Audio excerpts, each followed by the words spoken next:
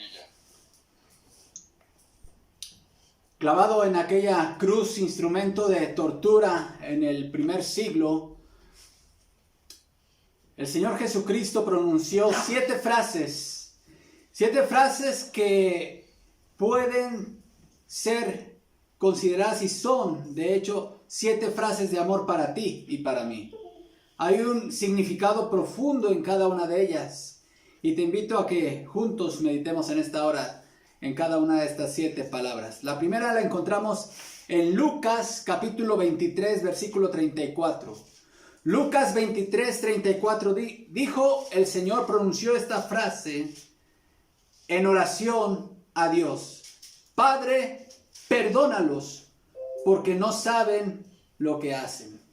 Padre, perdónalos porque no saben lo que hacen.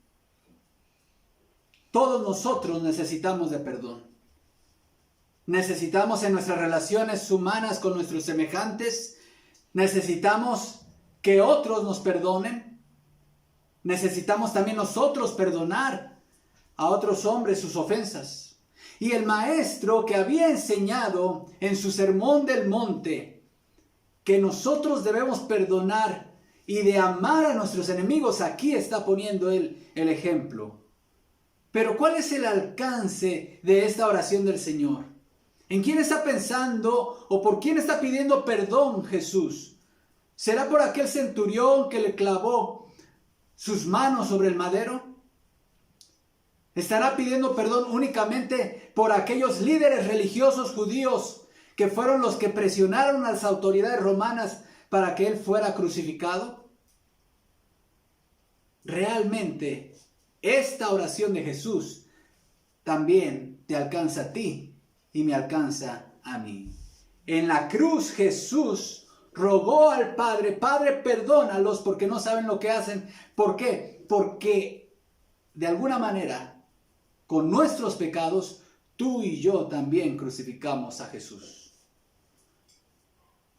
Hay un profundo significado en esta frase. Todos los seres humanos, escúcheme bien, necesitamos del perdón de Dios. Necesitamos que nuestro Creador, aquel que con amor nos dio su santa ley y sus mandamientos para que fuésemos felices, nosotros somos culpables de haber desobedecido su ley. Y por eso somos constituidos pecadores y por eso necesitamos el perdón de Dios. La muerte de Cristo, precisamente esa muerte en la cruz, era la que iba a hacer posible que Dios nos perdonara. Porque Dios no da su perdón así porque sí. No es en un arrebato de emoción y de compasión que Dios dice: bueno, te perdono, pero no lo vuelvas a hacer. No. Dios es el juez justo y un juez está para castigar a aquel que hace lo malo. Dios, en su santidad, no podría ni siquiera mirarnos con amor, mucho menos perdonar nuestros pecados, a menos que hubiera un sustituto que llevara el castigo por nuestros pecados, y ese fue su propio Hijo Jesucristo. Amado que me escuchas, no hay meta más grande que debas de perseguir en la vida que la de tener la seguridad de que tus pecados han sido perdonados. ¿Quieres obtener el perdón de Dios? Mira al Cristo crucificado. Fue en ese sacrificio en el cual tu perdón de tus pecados se hizo posible. Pero hay otra frase, una segunda frase, que esta la encontramos en Lucas 23, 43. Ahí pronunció el Señor estas palabras. Y estas se las dirigió a uno de los malhechores que fue crucificado al lado suyo. Le dijo: de cierto te digo, que hoy estarás conmigo en el paraíso. No hay dicha más grande, no hay forma más placentera y más correcta y más pacífica de enfrentar nuestra propia muerte que llegar al día de la muerte teniendo la seguridad de a dónde hemos de ir.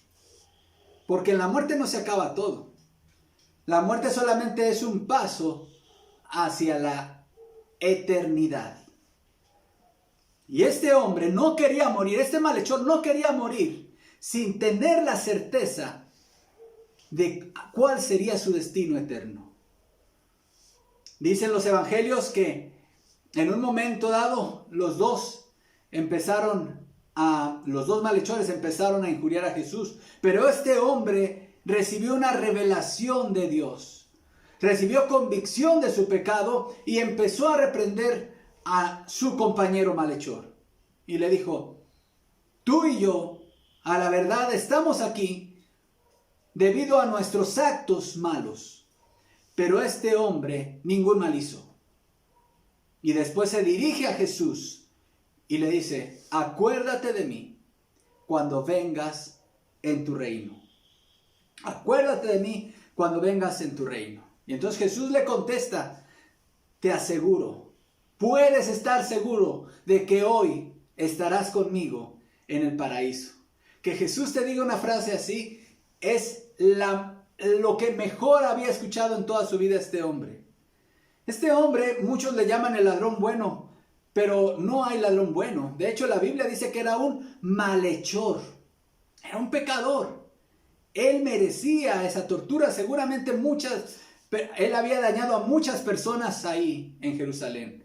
Había dañado a muchas personas y a muchas familias, y quizá algunos de las personas que habían sido afectadas por los actos malos de este hombre estaban ahí en la cruz diciendo: qué bueno que por fin se está haciendo justicia con este hombre. Pero Jesús vino a salvar a los pecadores, aquellos que se humillan reconociendo su pecado. Y este hombre reconoció que era pecador. Reconoció cuando dijo: nosotros a la verdad justamente padecemos porque recibimos lo que merecieron nuestros hechos. Y eso es un buen primer paso, porque ahora mucha gente en el mundo no se considera pecadora, no se considera digna de muerte. Nos gusta compararnos con otros que son más malos o que hacen pecados o obras malas más escandalosas que nosotros. Pero la Biblia dice que con un solo pecado estamos separados de la gloria de Dios. Y si somos honestos, no hemos cometido un solo pecado, sino que hemos ofendido la ley de Dios todos los días y muchas veces. Somos tan pecadores como este malhechor que estaba colgado a la derecha de Jesús. Pero también este malhechor recibió una revelación de la santidad de Dios. Él sabía que este hombre era el Mesías, porque dijo: ningún mal hizo. ¿De quién se puede decir eso? Eso no se puede decir ni de ti ni de mí. Solamente se puede decir de Jesucristo, aquel que una vez desafió a sus adversarios y les dijo: ¿quién de ustedes me puede echar en cara algún pecado? Todos nosotros hemos pecado, pero Jesucristo cumplió perfectamente la ley. Pero también él reconoció que Jesús, quien estaba crucificado junto a él, era el rey, porque habló de su reino. Acuérdate de mí cuando vengas en tu reino. El hecho de que Jesús estuviera clavado en la cruz no fue un tropezadero no fue un impedimento para que este hombre reconociera la realeza de Jesús. Él sabía que este no era el fin de Jesús y por eso puso su fe en él. Yo te pregunto en esta tarde, ¿deseas gozar y tener la seguridad de a dónde irás cuando mueras? La respuesta está en la cruz de Cristo.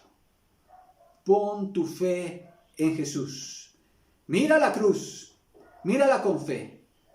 No confíes en tus méritos. Este hombre no tenía más méritos que el de morir crucificado, pero puso su fe en Jesús.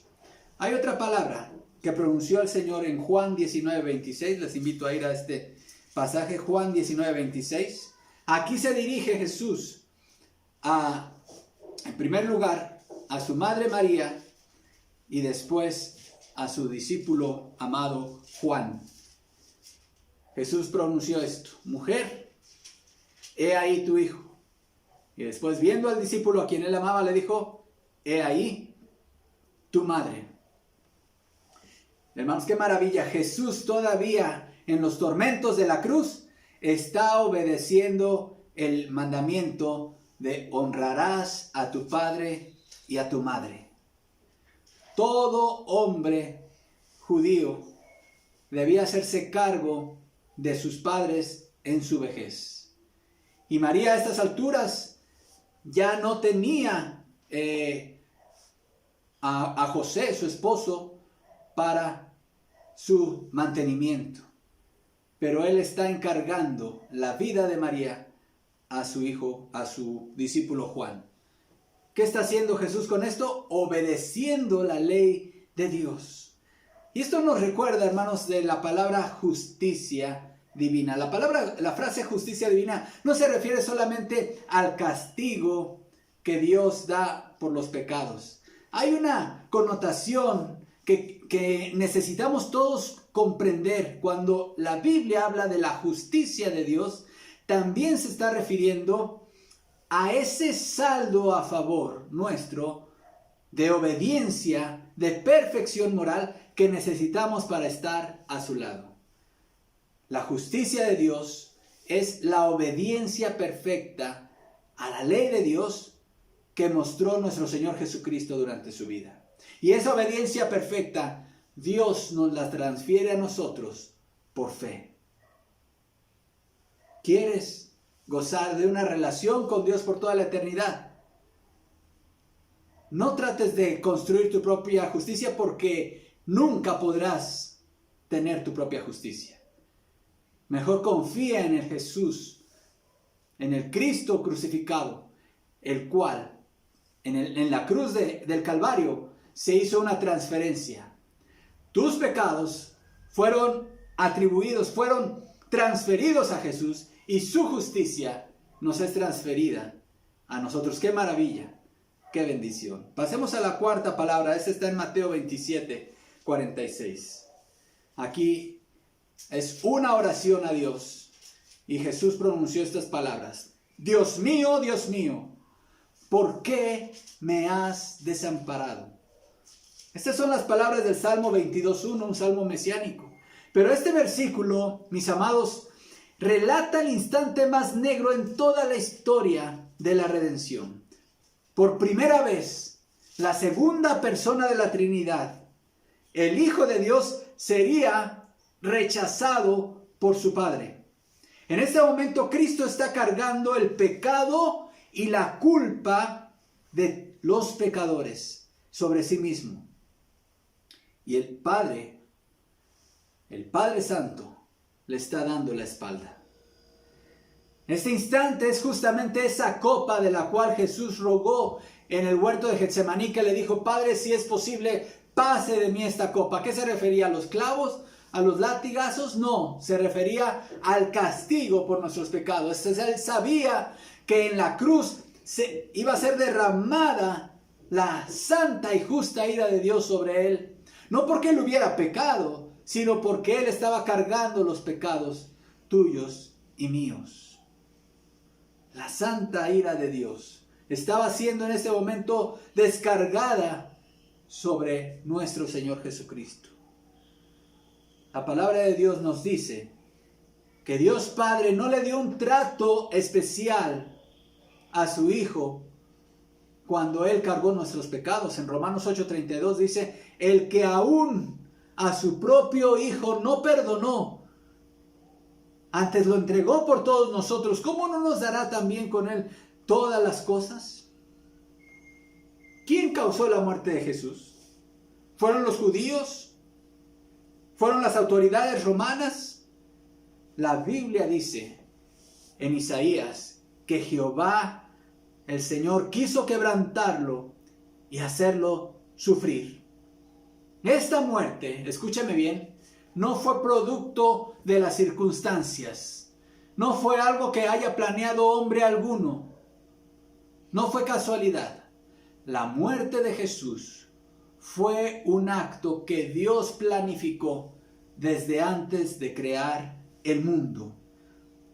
Esta muerte, Dios mismo, Dios Hijo, el Hijo de Dios se ofreció voluntariamente a ser el sustituto de la humanidad pecadora. Él puso su vida voluntariamente por ti, por amor, para que tú y yo tengamos vida eterna. Cristo cargó con el castigo de millones de infiernos sobre sí mismo en ese instante. Por eso era necesario que aquel que nos salvara fuera a la vez Dios y al mismo tiempo fuese hombre, las dos naturalezas en una misma persona. Tenía que ser un hombre perfecto para que pudiera representarnos en la cruz. Pero también tenía que ser Dios para soportar tremendo castigo. ¿Qué harás con esta angustia de Jesucristo? ¿Cómo responderás a ese amor extremo que Jesús mostró en la cruz por ti? Pero vamos a la quinta palabra en Juan 19:28. Esta es la palabra del sufrimiento. Juan 19:28. Él exclamó ahí en la cruz: tengo sed.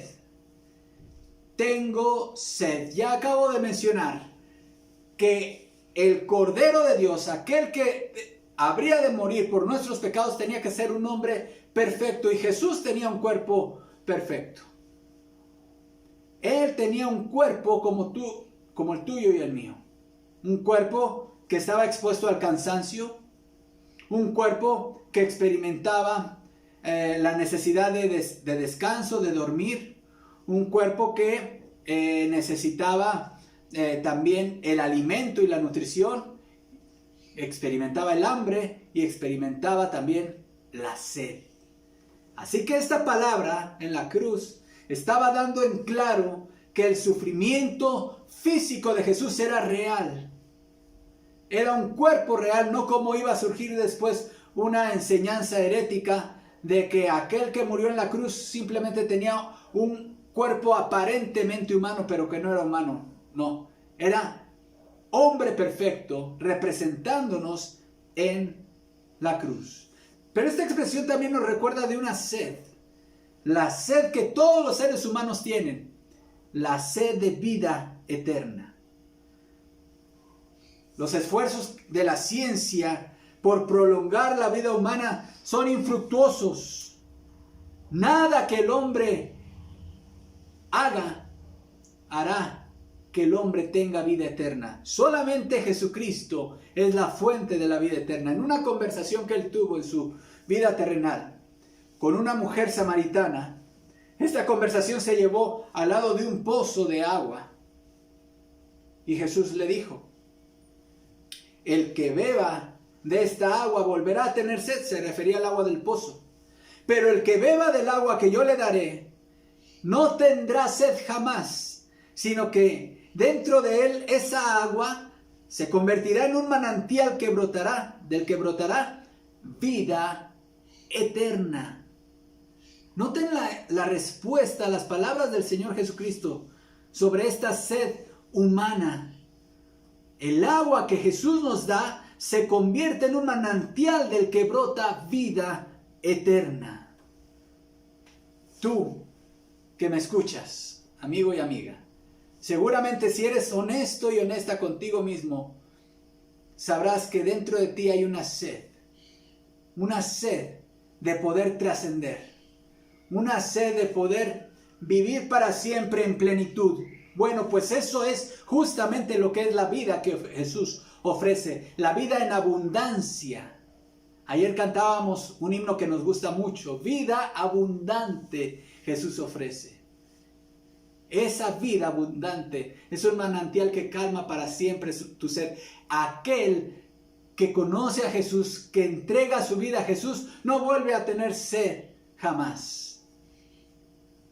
¿Has saciado ya tu sed en el agua de vida que Jesús ofrece? Ven a Jesús. Ve a Jesús con arrepentimiento y fe. Pero vayamos a la sexta palabra. La palabra de victoria. Esta está en Juan 19:30. Juan 19:30. Jesús pronunció esta declaración con toda autoridad y él exclamó: consumado es, consumado es. La deuda por el pecado humano ha sido pagada una vez por todas, completamente pagada. El Señor está completando la obra por la cual Él había sido enviado al mundo. Se han encontrado, los arqueólogos han encontrado algunos recibos de pagarés en la época en la cual vivió Jesús con el sello Tetelestai. ¿Qué significa Tetelestai? Es justamente la expresión que Jesús pronunció aquí. Significa que una deuda había sido totalmente liquidada. Se había pagado la última letra, ya no se debía nada. Y es lo que está diciendo Jesús. Todo ha sido completado, todo ha sido pagado. El pago por la deuda, por nuestro pecado, satisfizo completamente las demandas de justicia de Dios. No hay más que añadir a nuestra obra de redención. Por eso es tan indignante y tan ofensivo a Dios que tú trates de añadirle a lo que ya Jesús pagó en la cruz. No necesitas añadirle tu dinero, no necesitas añadirle tus buenas obras, no necesitas añadirle nada. Está bien apoyar a la iglesia, está bien ayudar a la gente, pero eso no puedes pagar por tus pecados a través de ello, porque Jesucristo ya pagó todo. Él dijo: consumado es. La única forma a través de la cual tú puedes obtener el perdón de tus pecados es a través de la fe. Somos salvos por gracia, es decir, a través de un don, un regalo que no merecemos. Y el instrumento, el medio a través del cual poseemos y adquirimos ese perdón es la fe en Jesucristo. Y esta fe tiene por lo menos 3 aspectos. ¿Qué significa creer en Cristo como nuestro Señor y Salvador? En primer lugar, significa aceptar como verdaderas los hechos históricos narrados en los evangelios. Creer que Él es Dios que se encarnó. Creer en su nacimiento virginal. Creer que Él obedeció perfectamente la ley de Dios durante su vida. Creer también en su muerte y en su resurrección como hechos reales, históricos.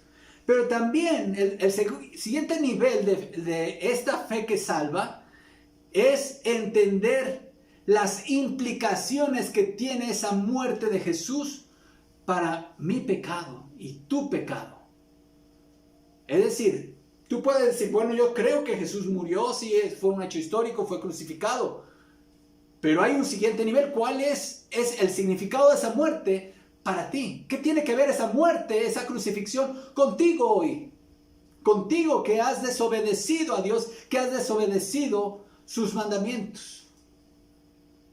Cuando tú llegas a este nivel y entiendes: ok, sí, no solamente fue crucificado, sino que fue crucificado en mi lugar por mis pecados, para que yo pudiera tener el perdón y la vida eterna. Pero hay un tercer nivel, y este es el definitivo. El entregar tu vida al señorío de Jesucristo. El reconocerlo como tu Señor, tu dueño y tu amo. ¿Por qué? Porque Jesús no nada más está haciendo una gestión impersonal, en donde tú llegas y dices: bueno, vengo aquí a recibir el perdón de mis pecados, pero no quiero tener ninguna relación contigo. Eso no es. Jesús te quiere a ti. Quiere darte el perdón, pero también te quiere a ti. Quiere tenerte como su hijo. Como el que dirija. Jesús quiere dirigir tu vida, quiere ser tu Señor. Quiere entrar en una relación personal contigo. No solamente te pide que creas en Él, Él te pide que lo sigas. Y que andes con Él. ¿Qué harás con este pago que Jesús hizo por tus pecados? Pero vamos a la séptima palabra. La palabra del contentamiento. Lucas 23:46. Jesús oró: Padre, en tus manos encomiendo mi espíritu. Padre, en tus manos encomiendo mi espíritu. Amados, solamente hay dos formas de morir. Solamente hay dos maneras de morir. Morir con esperanza o morir sin esperanza. Estaba leyendo unas estadísticas del país de España y decía este artículo que en España la estadística argumenta que alrededor del 20% de los funerales en España ya no son religiosos. La alternativa que se pone cada vez de moda son los funerales llamados laicos, generalmente en personas que en vida no creían en la vida después de la muerte. Y aunque todo eso, mis amados, es muy respetable desde la perspectiva de la fe, el morir sin fe es morir sin esperanza. Y eso es lamentable. Eso es muy lamentable, llegar a la hora de tu muerte y no tener la seguridad de tu salvación. Jesús está diciendo con esta frase que existe la vida después de la muerte. Y óyeme bien, el día que tú mueras no va a ser el día que vas a dejar de existir, no. La muerte solamente es el paso hacia el más allá, hacia la vida después de la muerte. Y solamente hay dos destinos, dice la palabra de Dios. O vas a la gloria con Cristo Jesús, o estarás separado por siempre en el tormento eterno. La palabra de Dios afirma que está establecido para los hombres que mueran una sola vez y después de esto el juicio. No hay reencarnación y tampoco la muerte es el fin de tu existencia. Por cierto, notemos que en este pasaje, en esta oración, Jesús le vuelve a llamar Padre, porque una vez que el pecado ha sido pagado completamente, nuevamente hay una relación filial. El Padre ha aceptado ese sacrificio. Su justicia ha sido satisfecha. La forma de morir entregando el espíritu, nuestro espíritu a Dios, es la forma en la cual debemos nosotros encarar la muerte.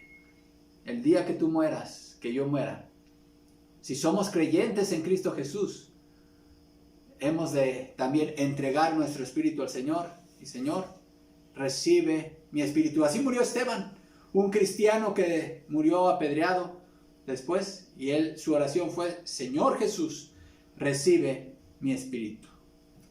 Esa es la forma de morir con esperanza. La otra forma es muy dolorosa, muy lamentable. Estas son las 7 frases de amor que Jesús pronunció desde la cruz, clavado en la cruz, con amor.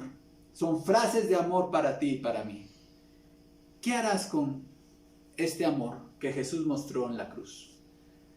¿Qué vas a hacer con Jesús? ¿Seguirás rechazándole? ¿Seguirás viviendo tu vida bajo tu propio criterio? ¿O finalmente lo confesarás como tu Señor y tu Salvador? Dale a Cristo tu vida. Él quiere gobernarla y llenarla de gozo. Y darte sobre todas las cosas, Él quiere darte la vida eterna. Llevarte a vivir una vida de completa reconciliación con Dios. Y darte la seguridad eterna. Oremos. Padre, gracias por este inmenso amor. No lo podemos entender, Señor. Pasan los años y vemos los relatos de la crucifixión, Señor, y vemos ahí el tormento de tu Hijo. Y hacer esto por nosotros los pecadores, quienes nos constituimos, Señor, en enemigos tuyos por nuestro pecado. Justo eras, Padre, si no hubieras hecho nada y nos hubieras condenado a todos. Pero en tu gracia quisiste redimirnos. Padre, ¿cómo no vivir para ti? ¿Cómo no entregarte nuestras vidas? ¿Cómo no darte la gloria y honra a ti, Señor? Te ruego que tú toques el corazón de mucha gente que está escuchando este mensaje de las 7 palabras en esta hora. Y que tú abras su corazón, que tú abras su mente para que encuentren salvación y vida eterna. Padre, que mucha gente el día de hoy crea en ti y te confiese como su único y suficiente Salvador personal. Te lo rogamos todo en Cristo Jesús. Amén. Si tu deseo es entregar tu vida a Cristo, creer, poner tu fe en Él y confesarlo como tu Señor y Salvador, contacta a aquellos que te invitamos a esta reunión. Escríbenos a la iglesia en Facebook, déjanos un mensaje y haznos saber esta decisión que ha puesto el Espíritu Santo en ti de entregar tu vida a Jesús, y que Dios te bendiga.